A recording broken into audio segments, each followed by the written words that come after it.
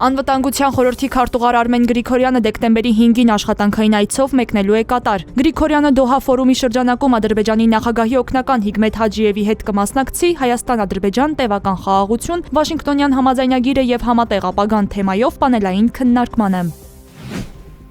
Հայաստանում շարքային կազմի 24 ամսյա պարտադիր զինվորական ծառայության ժամկետը կկրճատվի սահմանվելով 18 ամիս։ Որոշումը կտարածվի 2026 թվականի հունվարի 1-ից հետո պարտադիր զինվորական ծառայության զորակոչվող քաղաքացիների վրա։ Ծառայության ժամկետի կրճատումը չի տարածվելու 2026 թվականի հունվարի 1-ի դրությամբ պարտադիր զինվորական ծառայության մեջ գտնվող քաղաքացիների վրա։ Ազգային ժողովում պաշտպանության նախարար Սուրեն Պապիկյանը հայտարարել է, որ ընդունել են օրենքի նախագիծ, որը թույլ է տալիս ժամկետային զինծառայողների համար արձակուրդը դարձնել 21 օր, թիկունքային զորամասերում զինծառայողների համար, իսկ սահմանային ծառայություն իրականացնողների համար 30 օր։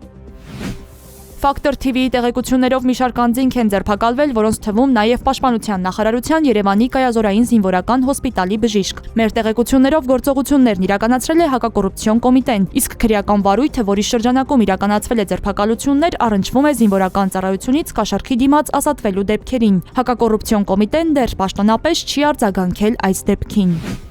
ԱՄՆ նախագահ Դոնալդ Թրամփը ներում է շնորհել Թեխասից դեմոկրատ կոնգրեսական Հենրի Կուելյարին եւ նրա կնոջը։ Զույգը մեղադրվում էր Ադրբեջանի կառավարության եւ մի մեքսիկական բանկից շուրջ $600,000 կաշառք վերցնելու համար։ Կուելյարը ըստ մեղադրանքի համաձայնել է իր պաշտոնական ազդեցությունն օգտագործել աջակցելով Ադրբեջանի եւ մեքսիկական բանկի շահերին։